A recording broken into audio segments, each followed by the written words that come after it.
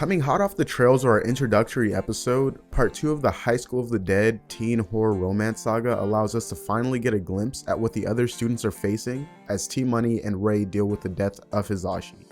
The titular episode begins with my shorty Takagi and one of the new additions to the show, Hirano, attempting to haul ass outside of the main building with Takagi obviously taking charge. My first thought is that out of everyone in this school that's been bodied, why is Hirano's goofy ass not among that number? My point is further proven as he suggests to Takagi that they go to the school faculty for help, only to see another group of students with the same idea become a second course for our undead denizens. Okay, I'll admit, it's a logical thing to do under normal circumstances, but my guy, these ain't normal circumstances, and the second I see my AP Computer Science teacher bite the dust, bro, you can bet that I'm out of that building quicker than my guy Sonic after Amy tells him she's pregnant. Moving on, we find T-Money and Rei still on the rooftops contemplating Hisashi's death and what could possibly be going on with the onset of literal fucking zombies. Rei decides that now would probably be a good time to try to hit her pop's line again and tries to call a secret emergency number that she for some reason didn't think to use in the last episode. Come on Rei, you're lacking. Her dad picks up this time, but unfortunately he cannot hear Rei or T-Money and proceeds to tell them to leave the city. Basically everybody is down bad and being in a societal hub right now is not the best idea. Side note, this whole scene I was starting to get immersed before Rei starts freaking the fuck out because her dad can't hear her. Almost immediately we realize her dad can't hear a goddamn thing that she's saying, but she still proceeds to scream into the goddamn phone.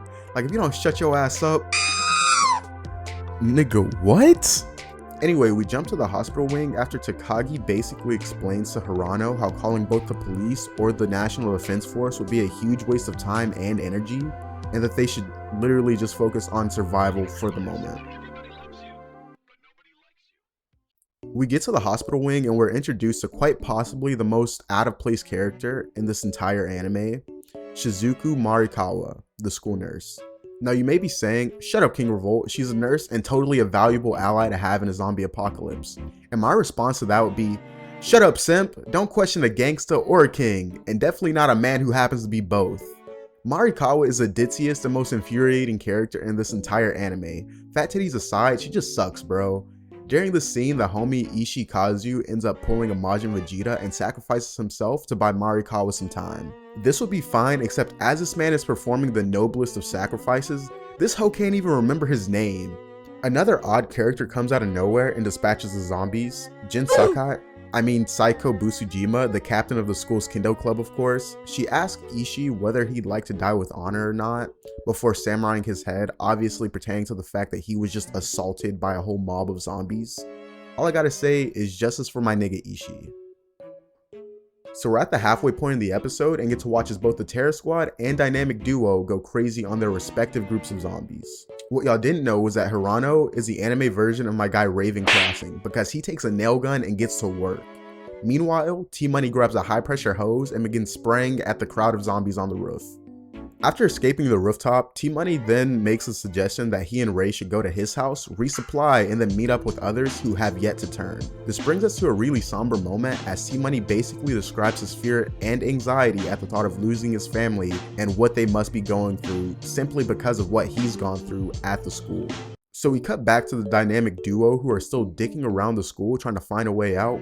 But as Takagi attempts to test out the various stimuli of the Deathwalkers, she starts being loud as fuck out of nowhere and attracts way more zombies than is necessary, but not before we get a smooth ass transition of Saiko and Marikawa going to the teacher's lounge to get car keys. This brings me to my next point, nitpick, or whatever you want to call it. Why, in Satan's name, would you keep everybody's keys in the same place?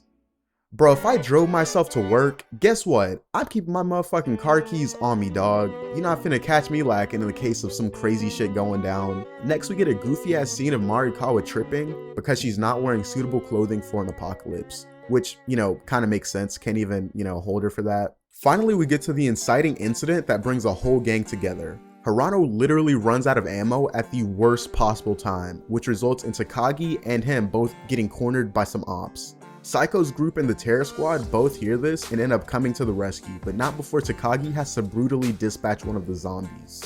Despite the gang finally being together, the episode ends on a pretty low note as Takagi begins bawling in the arms of Saiko, and we cut to the credits.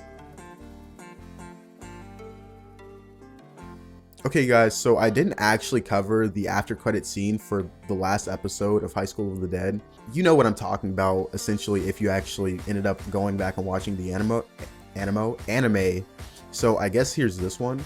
The gang ends up in the teacher's lounge and basically they reiterate T-Money's plan, except this time they'll have a bus to fit the whole cast instead of Marikawa's whack-ass Fiat. Ray turns on the TV and we get a really spooky scene of a couple of the corpses reanimating in their body bags as a news reporter takes her final L.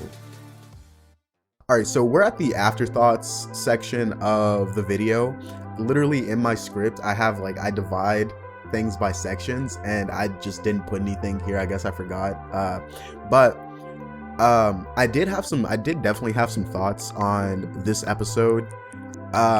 It wasn't, the first one is obviously like it's a first episode. You get like a little bit of everything. But this one was a lot more tame, I guess, in terms of even the zombie killing, like the animation and the instances of them just like going after it and squaring off against the groups of zombies. They don't really focus on it as much, which I do kind of appreciate, because I remember watching back the first episode, it just seemed like there was a lot of unnecessarily long scenes of zombies dying or like people dying. And I get it's a zombie anime, so I get that aspect of it. You need to see people actually being murdered by zombies or zombies being dispatched or whatever. But at the end of the day, when you get too much of that and like saying the same shit over and over again, it does just feel like an animated version of not Attack on Titan, The Walking Dead. Literally, those two things have nothing to do with each other.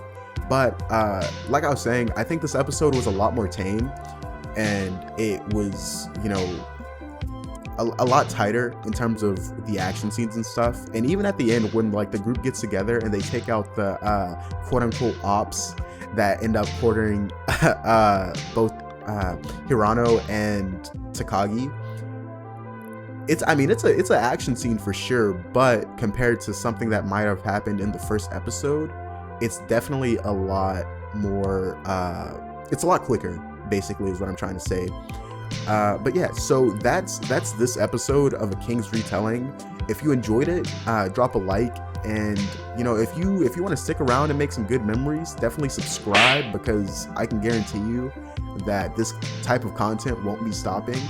And yeah, that's episode 2 of High School of the Dead, Gone But Not Forgotten. I hope you guys enjoy, and I hope to see you in the next episode.